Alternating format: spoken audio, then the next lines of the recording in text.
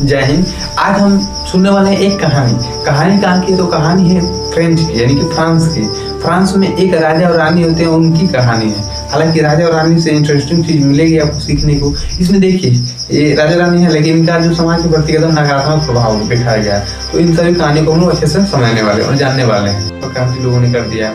और कहाँ से जो डेमोक्रेसी है उसकी शुरुआत कहाँ से मानी गई, तो यहीं से इन सभी चीजों को हम लोग इसमें जानने वाले हैं। चलिए हम कहानी को शुरू करते हैं। देखिए, हम बात करते हैं 16वीं शताब्दी से इस कहानी की शुरुआत हुई। फ्रांस में लुइस बोरबोन के जो राजा हुआ करते थे, लुइस, वहाँ पर उस समय लुइस का शासन चलता था। लुइस 13, 14, 15, 16 तक चला इसे। तो जो लुइस 15 था, यानी कि लुइस 15वां, वो भैया वो का था एक उनका भोग विलासी और एक तरफ से क्या बोल सकते हैं, बेवकूफ कर सकते हैं, लालची कर सकते हैं, वैसे व्यक्ति था। उसको समाज से कोई मतलब नहीं था, बस अपने भोग विलास में और अयासी करने में पूरा अपने जो भी धन संपत्ति था उसको बर्बाद कर रहा था बस। और जो पैसा कहाँ से लगता था, वो गरीब जनता से वसूलता था। ठीक है। उसकी मृत्यु के बाद क्या होता है कि उसका पुत्र लुइस 16, यानी कि लुइस 16वां का होता है भैया, वो 1774 में गद्दी पर बैठता है। मात्र 20 साल की उम्र का होता है, वो राजा बन जाता है।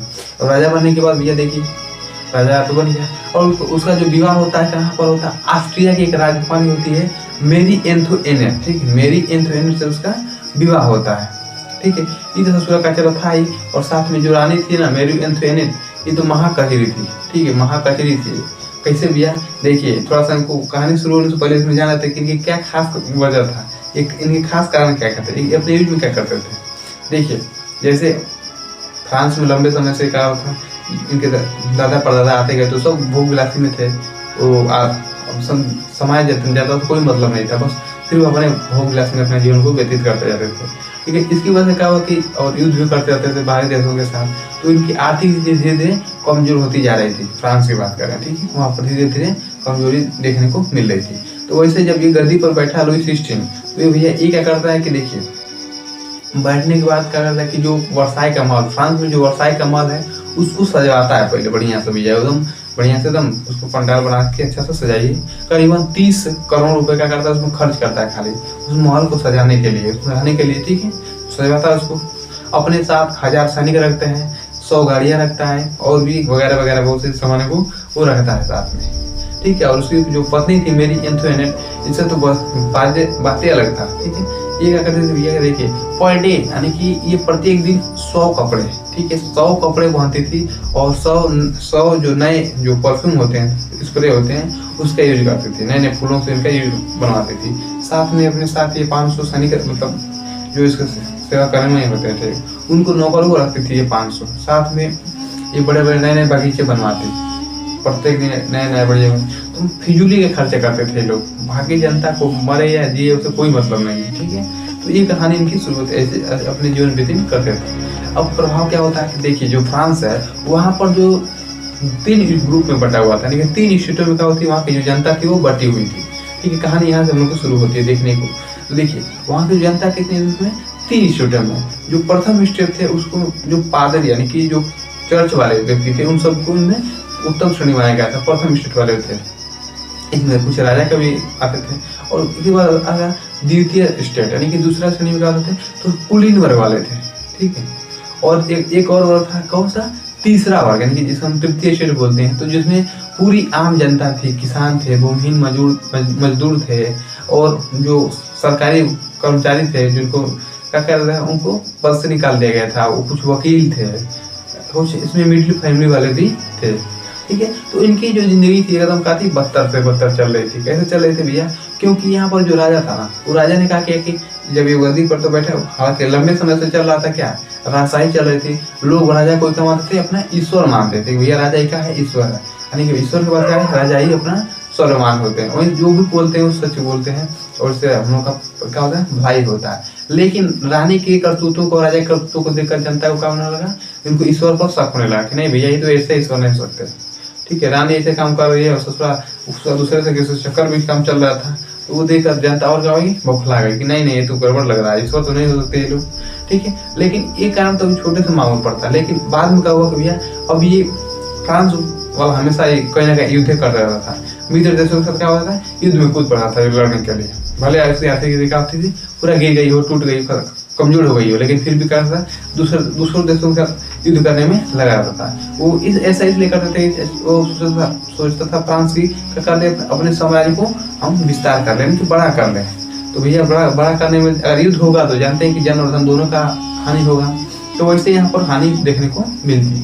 अब भैया धीरे धीरे क्या हुआ कि जब फ्रांस की आर्थिक एकदम कमजोर होना शुरू हो गई, तो राजा ने सोचा कि अब क्या करें भैया, तो उसने टैक्स लगा दिया। हालांकि उससे पहले टेथिस, ठीक है, सॉरी टाइड नाम का एक टैक्स इनको देना पड़ता था, और ये टैक्स सिर्फ तीसरे स्टेट वालों को ही देना पड़ता था। प्रथम और द्वितीय स्टेट वालों को टैक्स नहीं देना पड़ता, वो टैक्स फ्री थे, ठीक है। प्रथम और द्वितीय स्टेट में 2% जनता थी, और बाकी 98% जनता किसमें थी, तो तीसरे स्टेट वालों में थी, ठीक है, और उन्हीं को पूरा टैक्स देना पड़ता। हालांकि वहाँ के उस समय जो नमक और जो तम्बाकू था उस पर भी उनको टैक्स देना शुरू कर दिया गया, मतलब हर चीज़ पर उनको टैक्स देना पड़ रहा था, ठीक है। आज के समय में देख सकते हैं कि आज इस समय में छोटी छोटी चीज़ों पर टैक्स लगाया जा रहा है, ठीक है। तो कहीं ना कहीं से अमीर व्यक्ति तो उनको तो कोई प्रभाव नहीं पड़ेगा, लेकिन जो गरीब व्यक्ति है ना उसको बहुत ज़्यादा प्रभाव पड़ेगा, क्योंकि अगर दवाई लेने जाते हैं तो उसका भी तो GST का साथ टैक्स लगेगा, तो कहाँ से वो खरीद पाएगा कोई व्यक्ति, हर चीज़ में टैक्स देना पड़ रहा है, ठीक है। तो ये अमीरों के लिए कोई दिक्कत नहीं, लेकिन जो गरीब है उनके लिए बहुत ज़्यादा दिक्कत है। तो वहीं पर जो आम जनता थे, जो गरीब वर्ग थे, उनको बहुत ज़्यादा इनकी दिक्कत होती थी। हालांकि उनके पास खेत जो थे ना वो 30% हिस्से रखे थे, बाकी जो 60% थे ना वो कुलीन और पादरी अपने पास रखे हुए थे, उनके पास जमीन भी नहीं दिए थे, और टैक्स पर टैक्स लगाए जा रहे थे, ठीक है। एक सिलसिला आगे तक ऐसे चलता रहा। अब जनता तो क्या करे, तो करे क्या बेचारी। तो एक बार क्या होता है कि रानी जो होती है एक बार महल से निकल कर क्या करते हैं, गाँव में जाती है, ठीक है, घूमने के लिए, अपनी जो शहर होता है उसमें घूमने के लिए जाती है। अब भैया वहाँ पर जाते हैं तो क्या होता है, गाँव में सूरत है, भैया रानी आ रही है। अब सभी लोग क्या होते हैं, फूल लेकर, जो भी थोड़ा बहुत होता है, रास्ते को पूरा क्या होता है, फूलों से सजा दिया जाता है, और रानी रथ पर बैठकर आती है, साथ में पूरे नौकर होते हैं, सैनिक होते हैं, उनकी देख रेख करने के लिए। तो वहाँ की जनता देखती कि रानी साहिब आ रही, तो क्या करती है, ये लोग फटे पुराने जो भी कपड़े पहने हुए थे, भूखने बच्चे बूढ़े सब, कोई मर रहा था, कोई इसे पीले रहा था रोगों से, कोई रोटी से, तो वो देखे रानी को, तो उन्होंने रोते हुए उनसे क्या बोला, रानी हमको क्या दे दो, हमको रोटी दे दो, रोटी, ठीक है। तो उसने बोली कि भाई ये क्या कर रहे हैं, तो उन्होंने जो सैनिक थे उन्होंने बोला कि रोटी मांग रहे, रोटी, ठीक है। तो बोली कि अच्छा रोटी मांग रहे हैं, तो कह दो कि इनको लोग पाव रोटी खा लें। अब भैया जनता को रोटी खाने को मिली, पाव रोटी कहाँ से मिलेगी, जब टैक्स अधिक बढ़ा देंगे तो भैया कोई पाव रोटी भी नहीं किन पाता था। पहले टैक्स कम था तो किन लेते थे, लेकिन जब टैक्स महंगा का हो गया तो भैया टैक्स बढ़ गया, दुगुना हो गया, तो नहीं किन पाते थे। अब सब गरिया रहा था, मेरा मन सब गरिया रहा था कि तुम्हें ये तो अगले तो मर तो हमने के रोटी खाए का सब मिलते नहीं, कहीं के पाव रोटी खा लिया जाए पता नहीं कहाँ से, ठीक है। तो रानी को तो गरिया है वहाँ पर कि अब इनको मिल जाएंगी तो इनको पाव रोटी हम खिला देंगे बढ़िया से। इसके बाद क्या होता है कि ये सिलसिला आगे चलता है। एक बार जब राजा ने टैक्स के लिए क्या करता है, मेन कारण क्या होता है कि देखिए, एक बार जो अमेरिका होता है, अमेरिका के 14 जो गुलाम होते हैं ना ब्रिटेन वाले, तो वो भैया क्या करते हैं कि उनकी मदद करने के लिए क्या करता है, जो है फ्रांस होता है, मदद करने के लिए अपने सैनिकों को भेजता है, जहाँ उनको आज़ादी दिलाता है, ठीक है। जिससे क्या होता है कि जो इंग्लैंड होता है ना भैया, वो इनसे दुखित हो, मतलब शत्रु बना रहता है इसको, और युद्ध कर देता है इससे भी। धीरे धीरे सिलसिला बढ़ती गई, जिससे क्या पहले इस पर 2 अरब लिबरे डॉलर का था कर्ज लगा था, और फिर क्या होता है इस पर 10 लिबरे और डॉलर का होता है, इस पर कर्ज लग जाता है। धीरे धीरे क्या होता है भैया, इस व्यवस्था चलती रहती है, और स्थिति जो फ्रांस है उसकी स्थिति धीरे धीरे कमजोर होती जाती है। तब अब इस सब चीज़ों को देख करके कहता है कि नहीं भैया, अब टैक्स हमको दूना करना पड़ेगा, अगर टैक्स दूना नहीं करेंगे तो हमारी जो स्थिति है ना हमारे देश की, वो खत्म हो जाएगी पूरा। अब गरीब जनता कहाँ से दूना टैक्स दे भैया, ना उनके पास अच्छी ज़मीनें हैं, ना उनके पास कोई कर्मचारी का साधन है, और कंपनी में काम करने वालों को भी सैलरी बहुत ही कम दी जाती थी, उससे अपने जीविका कैसे चला पाएंगे, ठीक है। तो अब क्या करता है भैया कि वो हालांकि बैठक बुलाया, ठीक है, अपने स्टेट जनरल में क्या करता है, वो बैठक बुलाता है। हालांकि देखिए उस समय जो प्रतिसभा थी, यानी कि प्रत्येक कोई भी फैसला लेना तो एक सभा बुलाया जाता था, और उसमें उसको फैसले को दिया जाता है। हालांकि इसमें वो मुखिया कौन होता था, तो सम्राट या राजा होता था, ठीक है। तो राजा ने क्या उसको बुलाता है, कब बुलाता है देखिए 5 मई 1789 को करता है राजा, ये वर्साई के महल को सजवाता है और कहता है कि हम बुलाएंगे, उसमें जो भी टैक्स का प्रावधान होगा उनको बताएंगे। तो इसमें क्या होता है कि तीन सौ प्रथम स्टेट वाले, 300 द्वितीय स्टेट वाले लोग जाते हैं, और बाकी जो 600 लोग होते हैं पीछे से उनके लग जाते हैं, 600 जो तृतीय स्टेट वाले थे वो सभी जाते हैं। इसमें आदेश दिया जाता है कि जो बच्चे और मजदूर होंगे ना, उनको अंदर, बच्चे और किसानों को अंदर जाने की कोई परमिशन नहीं है, मैंने वो अंदर नहीं जा सकते हैं, बल्कि जो बच्चे पढ़े लिखे कर्मचारी वही सिर्फ जा सकते हैं। वहाँ पर जाने के बाद जब बैठक होती है भैया, तो ये तो जा नहीं पाएंगे, ये लोग अपने 40,000 पत्र लिख कर देते हैं, जो भी कि हमारी शिकायत हमको राजा को बताइए, हमको ये नहीं मिल रहा, हमको ये चीज़ दिलवाइए, कैसे हम जीवन यापन करेंगे अपना। तो अब भैया क्या करता है कि देखिए वो लोग लेकर जाते हैं, उनको जो भी कर्मचारी होते हैं, तो वहाँ पर राजा का पहले से फैसला चलता था। हालांकि ये बैठक जो होती है स्टेट जनरल वाली जो बैठक होती है, आज से 175 साल में कोई बैठक नहीं होती। एक बार हुई थी 1614 ईस्वी में, ठीक है, एक ही बार हुई थी। इसके बाद 5 मई 1789 का होती है दूसरी बैठक होती है। हाँ, इसमें जो राजा मुखिया का होता है सब कुछ होता है, अगर राजा किसी बातों को चाहे तो वही मानेगा, नहीं तो नहीं मानेगा, ठीक है। तो इसमें यही नियम होता है कि वोट देने का अधिकार सिर्फ एक व्यक्ति को, एक ग्रुप को होता है, यानी प्रथम स्टेट वाला एक वोट देगा और द्वितीय स्टेट वाले भी एक, और तीसरे स्टेट वाला एक। अब बताइए कि प्रथम और द्वितीय स्टेट का 2% जनसंख्या है, और बाकी 98% जनसंख्या किसके पास है? तृतीय स्टेट वालों के पास है। अब ये एक वोट कराएंगे तो ये तो 2 लोग हो जाएंगे, प्रथम और द्वितीय दोनों मिल जाते थे और राजा को जिता देते थे, ठीक है। जिताने के बाद इनको राजा साधारण को प्राप्त दे देता, गद्दी दे देता, तो ये लोग जीत देते, 2% वाले जीत देते थे और 98% क्या होते थे? हार देते थे। तो इसका जनता ने क्या विरोध किया, कहा कि नहीं, हमको भी क्या करना चाहिए, प्रत्येक व्यक्ति को एक वोट देने का अधिकार होना चाहिए। तो राजा कहता है नहीं भैया, हमें ऐसा नहीं हो सकता, तो उनको निकाल देता है, चलिए निकालिए। तो जब लिखाता है कि जो लेफ्ट को भंग करता है तो कहता है बता रहा है। अब सभी जो जनता होती है ना, वो बाहर निकलती है, और बाहर निकलकर जो वर्साई का महल के बाहर जाती है, तो वहीं पर बगल में एक इंडोर टेनिस कोर्ट होता है, टेबल खेलने वाला, एक खेल के मैदान, टेबल खेलने वाला। तो वहाँ पर जाते हैं और सभी लोग शपथ लेते हैं कि जब तक हम राजा की शक्तियों को कम नहीं कर देते, यानी कि और जनता में पावर को नहीं लाते हैं, तब तक खुद हम क्या बनेंगे? नेशनल असेंबली, यानी अपने आप को क्या करते हैं सभी लोग? नेशनल असेंबली घोषित कर देते हैं कि आज से हम लोग क्या है? नेशनल असेंबली है। तो उस मामले में शुरू हो जाता है। यहाँ से क्रांति की प्रकार का होते हैं शुरू। बहुत लोग क्या होते हैं कि रूसों से प्रभावित होते हैं।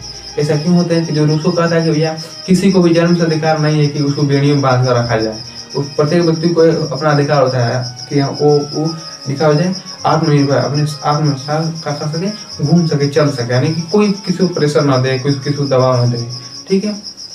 तो ऐसे हुआ। अब धीरे धीरे क्रांति तो बढ़ना शुरू हो गई भैया। इसमें से कुछ कुलीन वाले भी थे, कुछ पादरी वाले, जिन्होंने क्रांति के रूप में इसको भड़काना शुरू कर दिया। अब धीरे धीरे घटना आगे चलती है।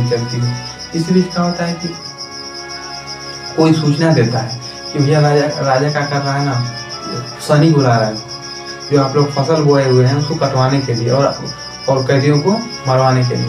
हालांकि जो भी क्रांति करते थे ना, उनको जो राजा था उसको पकड़ कर जेल में डाल देते थे। सर भैया तो बहुत बोल रहे थे, जेल में डाल देते थे। जैसे जो अंग्रेज करते थे, अधिक बोलने पर क्या करते थे, या उसको आपको गोली मार देते थे, थोड़ा सा बहाना देकर, या जेल में डाल देते थे। तो वही काम कर रहे थे ये लोग, उसको पकड़ कर जेल में डालते हैं। तो बीच में किसी ने हल्ला कर दिया कि भैया राजा ने बुला रहा है दूसरों को मरवाने के लिए, फसल को बर्बाद करने के लिए। और मजदूर और किसान एकदम पूरा आग बबूला हो गए भैया कि वो तो थोड़ा बहुत बचा हुआ है, बाकी तो बर्फ गिर के खत्म हो गया था, और थोड़ा बचा हुआ दूसरा से फसल कटवाएगा हमारा, रूप बताते थे। और पूरी जो जनता होती है भैया, वो उधार फरुहा बेलचा लेकर चल देते हैं सब। अब जो रास्ते में मिलता है राजा का कोई भी कर्मचारी, उनको मार के एकदम विध्वंस, अगर किला दिख गया राजा का कोई भी हो, उनको ढाल देते मार करके। और वैसे ऐसे बढ़ता गया। क्या करते हैं कि देखिए 14 जुलाई, ठीक है, 14 जुलाई 1789 को, यानी 14 जुलाई 1789 को क्या करते हैं ये लोग? वास्तिल किले पर चढ़ाई करते हैं, और वहां पर जाते हैं। पहले जो जेल होती है उसको जेल में तोड़ते हैं, जो जेलर होता है उसको मार देते हैं पहले, और मारने के बाद उसको जो 7 सिपाही होते हैं उनको बाहर निकालते हैं, ठीक है। 7 को सिपाही ने जो उनको राजा अंदर रखा था उसको बाहर निकाल देते क्रांतिकारियों को। इसके बाद जो वास्तिल जो किला है, ठीक है, उसको क्या करते हैं लोग? ढा देते हैं। कहते हैं कि भैया ये तो का हम लोग के एकदम निंदनीय किला है, इसको ढा दो। तो वास्तिल किले को वहीं पर विध्वंस कर दिया था। 14 जुलाई को क्या करते हैं, उसको किले को ढा दिया जाता है, और उसमें जो अवशेष होते हैं ना, वो बाजारों में बेच दिया जाता है कि भैया ले इसको बताना कि हाँ इस समय ये किला था। तो जो उस सामग्री को इकट्ठा करता था उसी को बेच देते हैं कि भैया इसको एक सबूत की तरफ से इसको रखना। या भविष्य में इसमें पहले इसमें था, ठीक है, लेकिन अब नहीं है, इसकी ये सामग्री है, तो उन लोगों को बेच दिया गया। अब ये क्रांति धीरे धीरे और बढ़ना शुरू हो गई घटना। आगे चलते चलते क्या होता है कि देखिए, तो अब राजा देखता है कि भैया तो कोई बहाना नहीं मिलेगा, अब तो उनको देना पड़ेगा अधिकार, नहीं तो ये छोड़ेंगे नहीं हम लोगों को। तो राजा कहता है कि ठीक है, अब से क्या होगा, यहाँ पर संविधान का ही शासन चलेगा, यानी कि अब संविधान इस पर लोकतंत्र डेमोक्रेसी लग जाएगा, लोकतांत्रिक हो जाएगा। अब जनता का, राजा का नहीं बल्कि जनता का। लेकिन यहाँ पर इसको खेला कर देता है, खेला करता है कि सभी को अधिकार नहीं देता है, सिर्फ जिनके पास जो अमीर व्यक्ति होते हैं उन्हीं को अधिकार, वोट देने का अधिकार करता है, बाकी महिलाएं और बच्चों को वोट देने का कोई अधिकार नहीं होता, ठीक है। तो भैया अब महिलाएं ने बहुत से रहते हैं भैया हम लोग को किसी काम कर लें, बस हम लोग घर में खेती बाड़ी करने के लिए गए हैं क्या, हम लोग को भी तो अधिकार मिलना चाहिए, बस हम लोग बच्चे को पालने के लिए काम करेंगे और बाकी और काम करेंगे। तो उन्होंने क्या करता है, इसके विरोध किया बहुत। तो ये लोग क्या करते हैं कि 5 अक्टूबर को, ठीक है, 5 अक्टूबर 1789 को क्या करते हैं, ये लोग ढोल नगाड़े लेकर के राजा का महल में सुनना शुरू कर देती है। भैया चल बते तो राजा हमका अधिकार नहीं देगा, तुम पता है तेरे को। अब जब महल में जाती है तो साथ में और जनता भी जाती है पीछे पीछे, अब ढोल बजाते अंदर जाती है, तो वहाँ के लोग राजा और रानी उस दिन जो महल होता है ना, उसमें लोग ठहर रहते हैं। अब भैया देखते हैं कि सभी कहाँ सब आ रही हैं, और उनको पकड़ कर कहते चल हमको रोजगार चाहिए, हमको रोटी दे, हमको अधिकार दे, हमको अधिकार देना पड़ेगा तेरे को। अब कहता राजा देखता अरे बाप रे बाप। तो यहीं पर जो राजा के जो प्रशंसक लोग होते हैं ना, उन्होंने बोला था क्या, चुड़ैलों का धावा, ठीक है, यानी कि जो अपने हक के लिए, अपने अधिकार के लिए लड़े थे, क्या है, चुड़ैल है। और जो जनता के जो प्रशंसक थे उन्होंने बोला था क्या, परियों का धावा, ठीक है, परियों का धावा। यानी कि घटना कब हुई थी, 5 अक्टूबर 1789 को घटना होती है, ठीक है। तो जो मंत्री जो होते हैं राजा के सपोर्ट वाले चुड़ैलों का धावा, और जनता के सपोर्ट वाले इन्होंने परियों का धावा बोला इस चीज को, ठीक है। अब इनको भी अधिकार मिलता है, ठीक है। हालांकि इस अधिकार के लिए एक महिला ओलम पूंज थी, उन्होंने भी क्या किया था, बहुत चढ़कर भाग गया था। उन्होंने कहा था कि महिलाएं सिर्फ कपड़े बनाने, बच्चे के देखने के नहीं है, वो भी एक व्यक्ति के समान वो भी काम कर सकती है, वो पुरुषों से कम नहीं है। तो उनको कहते हैं कि जैसे शासन तो हो गया था, तो कुछ समय बाद इनको भी गिलोटिन के माध्यम से फांसी पर लटका दिया गया, ठीक है। हालांकि इसको जो इसका नेतृत्व करने वाले क्रांतिकारी कौन थे, मैक्समिलियन और जैकबिन था, ठीक है। ये सभी लोग क्या करते थे, यही लोग मिल करके उसको क्रांति को आगे बढ़ाए। हालांकि आगे चल करके देखिए 1791 में क्या होता है, संविधान को पूरी तरह से लागू कर दिया जाता है, धीरे धीरे लागू कर किया जाता है पहले। अब उसमें क्या होता है, बहुत सारी कमियां भी होती हैं, तो उसको पूरा किया जाता है, ठीक किया जाता है। इसके बाद क्या होता है कि देखिए धीरे धीरे उसमें 91 से 93 तक क्या होता है, राजा को पकड़ लिया जाता है। अब राजा को पकड़ने के बाद 21 जून 1793 का क्या होता है, राजा भाग रहा था कि हम भाग जाएंगे तो बच जाएंगे, तो उसको पकड़ कर जेल में डाल देता है। उस समय तक वो जेल में रहता है, और फिर उसको गिलेटिन के माध्यम से फांसी पर चढ़ा देता है। अब गिलेटिन क्या होता है, तो देखिए उसमें दो लकड़ी कैसे लगे होते हैं, और उसमें एक लोहा का होता है, और व्यक्ति को लटा करके उसको किनारे से लगा करके मुड़ी करके गिर जाता है, वैसे फांसी उसमें आज भी वैसे फ्रांस में वैसे फांसी होती है, ठीक है। तो वहाँ पर ऐसे फांसी का प्रावधान कर दिया। और 93 से 94 1 साल तक बहुत खतरनाक खून खराबा शुरू हो गया, रक्तपात एकदम पूछिए, पूरा वहाँ से एकदम खून से जमीन का लाल हो गई। अब कोई भी अगर राजा का प्रशंसक जान जाते कि राजा का प्रशंसक है, तो उनको मार देते, तुरंत उनको फांसी दे देते, ठीक है। अगर आपने राजा के बारे में थोड़ा सा भी बात कर दिया, या उनको शक होता था क्रांति वालों के कि भैया ये राजा के पक्ष में जा रहा है, तो उसको तुरंत फांसी पर दे देते, मार देते, ठीक है। यही हाल हुआ किसका, मैक्समिलियन जो था और जैकबिन ने उनका क्या था कि उन्होंने इस क्रांति को आगे ज़्यादा बढ़ा दिया। तो वहाँ की जनता ने कहा कि भैया इसको अगर हम छोड़ देंगे तो हम लोग को ही बर्बाद करना लगेगा, तो उन्होंने क्या किया, इसको भी फांसी चढ़ाकर मार दिया, ठीक है। तो ऐसे ही क्रांति हुई, और लंबे समय के बाद क्या होता है वहाँ पर, अब जब ये सब होने के बाद क्या होता है, वहाँ पर लोकतंत्र को पूर्ण रूप से स्थापित कर देता है, यानी कि प्रत्येक व्यक्ति को अपना वोट देने का अधिकार है, ठीक है। 94 के 95 तक इसमें पूर्ण रूप से इसका लगा देता है। लेकिन कहानी में एक ट्विस्ट और आता है भैया, 95 के बाद फिर 1800 में क्या होता है, वहीं पर फिर से नेपोलियन बोनापार्ट का क्या होता है, फिर से शासन हो जाता है, और फिर से लोकतंत्र को हटाकर राजतंत्र को फिर से कायम कर दिया जाता है। तो इतना मेहनत करने के बाद फिर से क्या होता है, इसमें राजतंत्र को लगा दिया जाता है। लेकिन फिर भी इसमें हमको सीखने के मिला कि देखिए कैसे एक दुष्ट राजा को मार करके हटा दिया गया और एक लोकतंत्र को लगाया गया, ठीक है। इसके बाद फिर से इस जो डेमोक्रेसी थी इसने पूरी दुनिया में क्या कर दिया, क्रांति के लिए भावना को जोड़ दिया और पूरी दुनिया में अपना प्रचार प्रसार किया। ठीक है, तो जो नेपोलियन बोनापार्ट है इसकी कहानी अगली वीडियो में हम समझेंगे। तो आज के लिए इतना ही, तब तक के लिए